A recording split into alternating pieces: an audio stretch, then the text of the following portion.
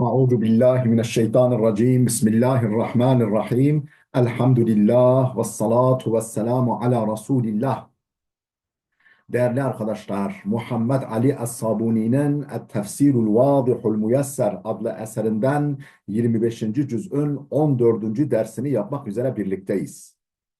Ee, Zuhruf suresinin başına gelmiştik. Zuhruf suresini, Şura suresini bitirmiştik. Tefsiru suratı Zuhruf'a gelmiştik. Zuhruf suresi tefsiri. Bu sure celile değerli dostlar Mekke'de nazil olmuştur. 89 ayettir. Zuhruf kelimesi efendim altın mücevherat gibi anlamlara geliyor.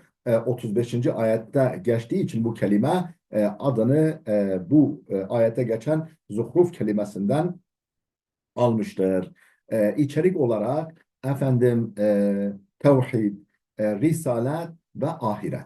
Tevhid, risalet, peygamberlik müessesesi ve Hz. Muhammed'in peygamberliğini ispat ve ahiretten bahsetmektedir. Ayrıca Mekke müşriklerinin efendim bir takım tuhaf uygulamalarına yer vermekte, tenkit etmekte. O da ne gibi? Efendim kız evlatlarını istememek, bir taraftan kız evlatları istemezken diğer taraftan melekleri Allah'ın kızları haşa kabul etmek gibi onların bir takım tuhaf uygulamalarını tenkit eder, reddeder. Efendim cahiliye Arapları başta olmak üzere e, efendim e, şirke düşen insanları bundan vazgeçirmek için İbrahim Aleyhisselam'ın dininin hakiki veçhesini, yani hakiki veçhesini o böyle tozlanmış, efendim zamanla küllenmiş, efendim unutulmuş olan veçhesini gün yüzüne çıkarmaya çalışır, onları nazara vermeye çalışır. Hz. Musa Aleyhisselam'ın tebliğinden ve hizmetinden bahseder. İnananların ve inanmayanların, gerek inananların ve gerek inanmayanların ahiretteki akıbetlerine yer vererek sure sona erer. Surenin içeriği hakkındaki malumat budur. Efendim okuyalım. Tefsiru sureti Zuhruf. Zuhruf suresi tefsiri. Bismillahirrahmanirrahim. Hamim vel kitabil mubin. İnna cealnahu Kur'anen Arabiyyen leallekum ta'qilun. Hamim bu işte daha önce de geçtiği gibi hurufu mukatta'adandır. Belli surelerin başında 29 surenin başında gelen efendim kesik kesik böyle kendi isimleriyle okunan harflerdendir. Efendim gerçek anlamda manalarını Allah'tan başkası bilmez. Allah'tan başkası bilmez. Alimlerin genel yaklaşımına göre bunlar Kur'an'ın mucizeliğine yani Allah'ın kelamı olduğuna işarettir. E, şu elinizdeki kitap, bu harikulade kitap, Kur'an bu yine elinizin altında olan bu harflerden Hamim, Elif, Lam, Mim, Yasin gibi harflerden oluşmaktadır. Bu harfler elinizin altındadır. Haydi bu Kur'an'ın Allah'tan gelmediği, Hz. Muhammed'in sözü olduğu konusunda iddianızda doğruysanız haydi bu harfleri kullanarak, bu sesleri kullanarak onun bir benzerini siz de getirin o zaman mesajı gibi bir mesaj taşıdığı dile getirilmektedir. Vel kitabil mubin. Yani apaçık kitaba yani Kur'an'a andolsun ki inna cealnahu Kur'anen Arabiyyen biz onu hiç şüphesiz efendim e, Arapça bir kitap haline getirdik. Arapça bir kitap kılmışız. لَعَلَّكُمْ تَعْقِلُونَ ta ki akıl erdiresiniz. Aklınızı çalıştırasınız. Akıl erdiresiniz. Hakikati kavrayasınız diye tefsirini arz ediyoruz. Ey uksimu lekum bil kitabil mubin. Yani şu apaçık kitaba, Kur'an'a yemin ederim ki el vadihi fi beyanihi, es sati'i fi burhanihi. Beyanında, açıklamasında net, beyanında, anlatımında net. Getirdiği burhanlarda, aklı delillerde parlak, aklı delilleri, gerekçeleri parlak, beyanı gayet net apaçık olan bu kitaba yemin ederim ki, kitaba Kur'an'a yemin ederim ki ala enne hadal Kur'ana kelamur Rahmani Celle ve Ala. Ne konuda yemin ederim bu kitaba? Efendim bu Kur'an'ın Rahman olan Allah Celle Celaluhu'nun kelamıdır.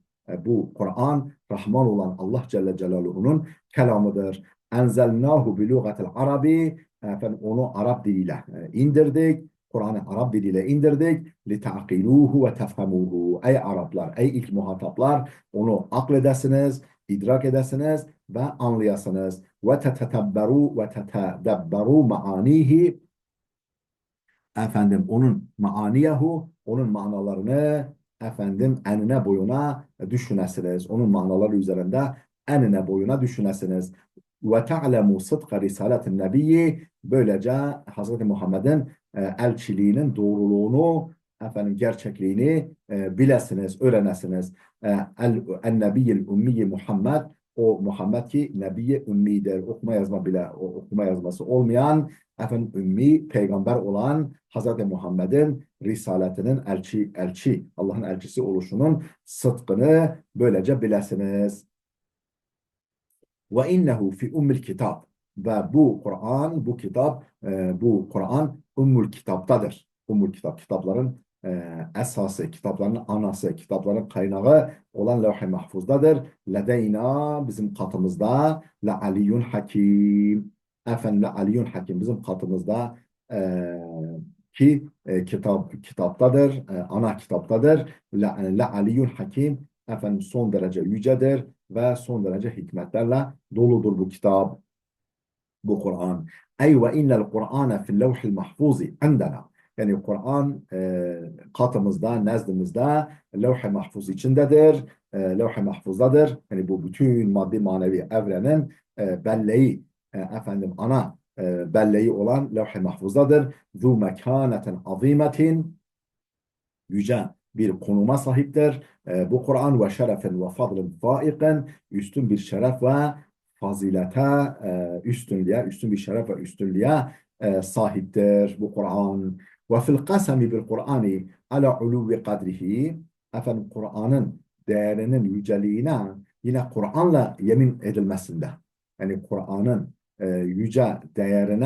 yüce değere sahip olduğuna yine Kur'an'la yemin edilmesinde vardır. Beraatun bediatun, parlak bir giriş, parlak bir başlayış vardır.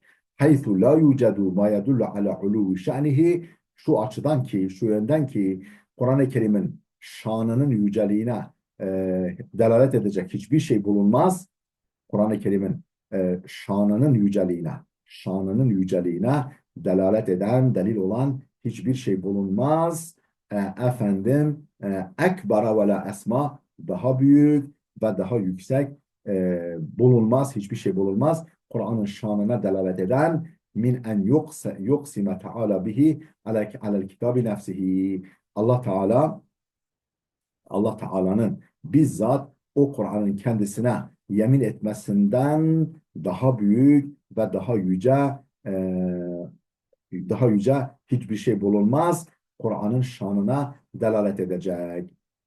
Böyle olması cihetiyle bu Kur'an-ı Kerim'in bu şekilde sureye başlanması parlak bir başlayıştır. Efe tadribu ankumuz zikra. Efe nadribu ankumuz zikra safhan en kuntum kavmen musrifin. Efe nadribu ankumuz zikra safhan. Yani biz efendim Kur'an'ı size bu hatırlatmaktan ibaret, ilahi ikazlardan ibaret. Bu Kur'an'ı sizden e, sizden hiç esirger miyiz? Yani size göndermemezlik eder miyiz? En kuntum kavmen musrifin. Siz musrif bir kavimsiniz diye. Haddi aşan, efendim ömrünü heder eden, efendim israfa kaçan bir topluluksunuz diye, böyle bir topluluksunuz diye hiç Kur'an'ı size göndermemezlik, bu öğüt dolu Kur'an'ı size göndermemezlik eder miyiz? Bunu böyle mi yapacağız? Yani siz öylesiniz diye biz sizi ikaz etmekten vaz mı geçeceğiz? İstifhamul inkariyun, bu bir yadırgama, kınama istifhamıdır. Bu bir kınama, yadırgama istifhamıdır, sorusudur. Ey yani efe nuhmilukum ve netruku tezkirakum bil Kur'ani ya maşara Kureyş'in.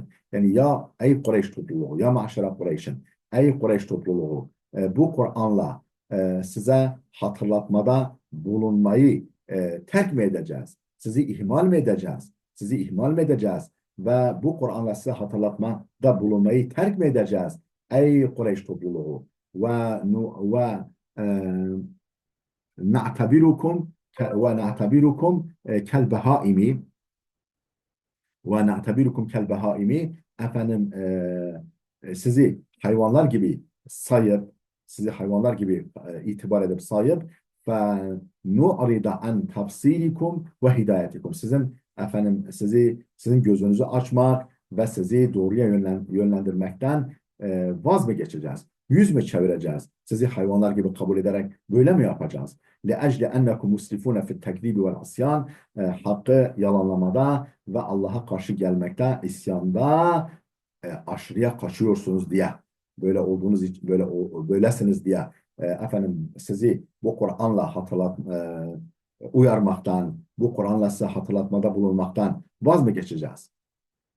La, hayır, hayır. La netruku tezkirakum. Size hatırlatmayı terk etmeyiz, bırakmayız. Ve in kuntum muğrakine fil icram. Günah işlemede efendim ileri gitmiş, günah işlemeye batmış iseniz de efendim günahlara dadanmış iseniz de yine efendim size hatırlatmada bulunmayı terk etmeyiz.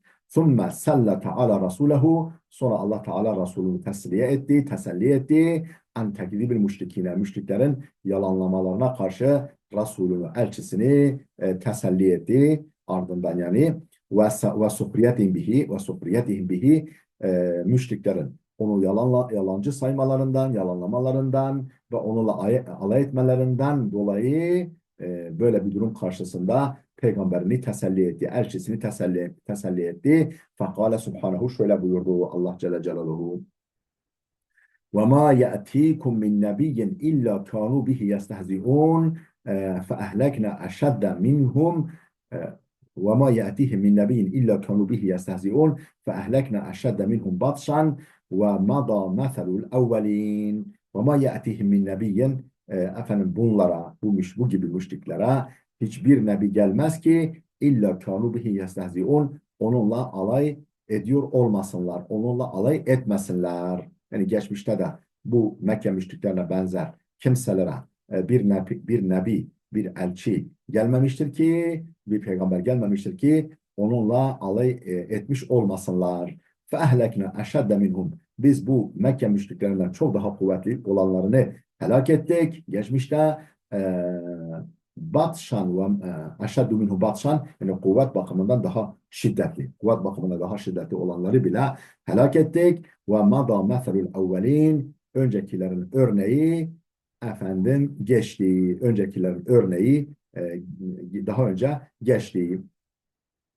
Yani bunlara ibret olabilecek örnekler tarihte geçmiştir ve Kur'an'da da bunlara yer verilmiştir. Ey ve kethirun minel enbiyai arsalnahum fil umemis sabika. Ve kethirun minel enbiyai efendim birçok peygamberi arsalnahum gönderdik fil umemis sabika. Geçmiş ümmetler arasında birçok peygamberi gönderdik ve adetul umemid dalline efendim o yoldan sapmış milletlerin adeti de şu olmuştur. Ennehu ma ca'ahum rasulun. Onlara herhangi bir peygamber gelse illa sahiru minhu mutlaka onunla alay etmişlerdir. Ve stehze'u bihi efendim onu hafife almışlar, onunla alay etmişlerdir. فَلَا تَحْزَنْ ya eyyuhar rasulü. Şu halde ey elçim, ey Muhammed sen üzülme. وَلَا تُبَالِ بِتَكْذِيبِهِمْ onların yalanlamalarına aldırış etme.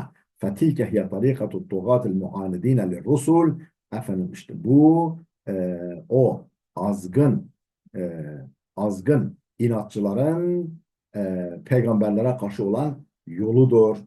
Fetilke o yani bu alaya alma, yalanlama hiye tarikatut tugatil muanidine efendim lirrusul. Peygamberlere karşı inatçılık yapan efendim azgın, taşkın kimselerin yoludur bu. Yani onların adeti hep böyle. Nitekim başka ayette şöyle buyruluyor. Ya hasreten alel ibadi ma ye'tihim min rasulin illa kanu bihi yestehzi'un. Efendim vah yazık o kullara Vah yazık, yazık. O yazıklar olsun. Yazık oldu o kullara ki ma ya'tihim min Rasulün onlara hiçbir peygamber gelmez ki, hiçbir elçi gelmez ki illa kanu bihi yestehzi'un. Onunla alay ediyor olmasınlar. وَقَدْ أَهْلَكْنَا قَوْمًا كَانُوا أَشَدَّ قُوَّةً مِنْ قَوْمِكَ الْمُجْرِمِينَ. وَقَدْ أَهْلَكْنَا biz helak etmişiz. Geçmişte helak etmişiz.